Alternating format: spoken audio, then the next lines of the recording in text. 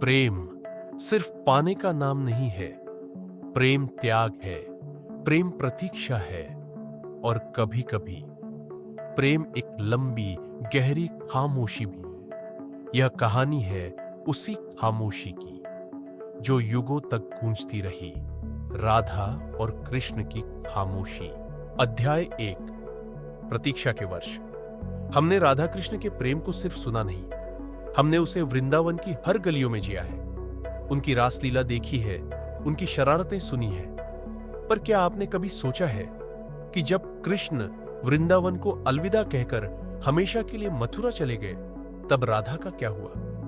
उनकी कहानी का अंतिम अध्याय क्या था? चलिए आज उस अंतिम अध्याय के पन्नों को पलटते हैं। कृष्ण के जाने के बाद राधा का जीवन बदल गया। उन्होंने अपनी बाकी जिंदगी कृष्ण की यादों और उनके प्रेम के सहारे ही बिताई। ग्रंथों के अनुसार उनका विवाह अय्यन नामक एक यादव से हुआ था, लेकिन उनका मन, उनकी आत्मा हमेशा से कृष्ण की ही थी। वह अपने सारे पारिवारिक कर्तव्य निभाती रही, पर भीतर ही भीतर वो बस एक सन्यासिनी थी जिसका ईश्वर उससे दूर चला गया था। अध्याय 2, अंतिम यात्रा। द्वारका की ओर अपने जीवन के अंतिम चरण में राधा ने अपना घर, अपना गांव, सब कुछ त्याग दिया।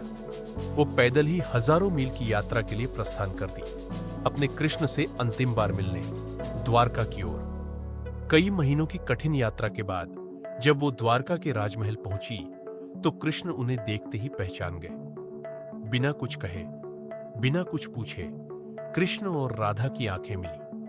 उन आंखों में वर्षों की दूरी का दर्द था और बिना शर्त वाले प्रेम की शांति भी। कृष्ण के अनुरोध पर राधा द्वारका के महल में एक देविका के रूप में रहने लगी। वो महल के कामकाज की देखरेख करती थी, पर कोई नहीं जानता था कि यह साधारण सी दिखने वाली दासी भगवान कृष्ण का हृदय है।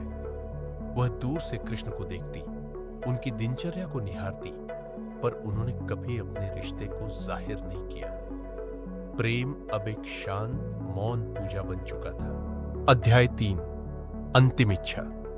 लेकिन अब राधा को लगने लगा कि उनके शरीर की यात्रा पूरी हो रही है। वो किसी को बिना बताए महल त्याग कर दूर जंगल की एक कुटिया में चली गई। उन्हें पता था उनके कृष्ण उनका पता लगा लेंगे, और ऐसा ही हुआ।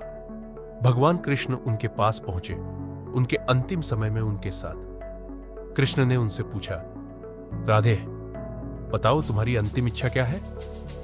राधा कुछ बोल नहीं पाई, बस उन्होंने इशारे से कृष्ण से वही सुनने की इच्छा जताई जिसे सुनकर उनका प्रेम अमर हुआ था, उनकी बांसुरी। कृष्ण ने अपनी बांसुरी उठाई और बजाना शुरू किया। वो सिर्फ राधा के लिए बजा रहे थे। बांसुरी के हर एक सुर में वृंदावन की यादें थीं, यमुना का किनारा था, रासलीला की रातें थीं, और एक प्रेमी का अपनी प्रेमिका को अंतिम विदाई देने का दर्द था।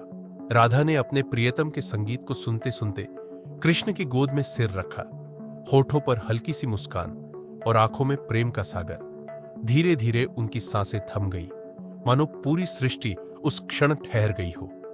उन्होंने अपनी अंतिम सांस कृष्ण की गोद में ली। राधा जा चुकी थी। कृष्ण की आंखों से आंसू बहने लगे। कृष्ण का प्रेम, उनका संगीत अधूरा हो गया था।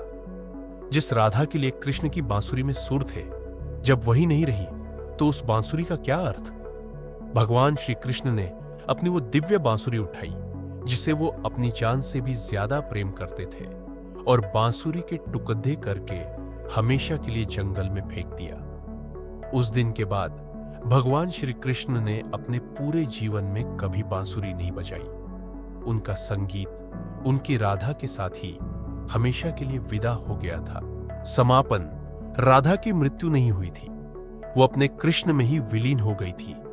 यह कहानी हमें सिखाती है कि सच्चा प्रेम शरीर का नहीं, आत्मा का होता है, और कभी कभी सबसे गहरी प्रेम कहानी सबसे खामोशी से कही जाती है। अगर आपको यह कहानी भावनात्मक लगी तो इसे लाइक और शेयर करना मत भूलिए, और आगे भी ऐसे दिल छू लेने वाले अध्याय देखने के लिए हमारे चैनल को सब्सक्राइब करें।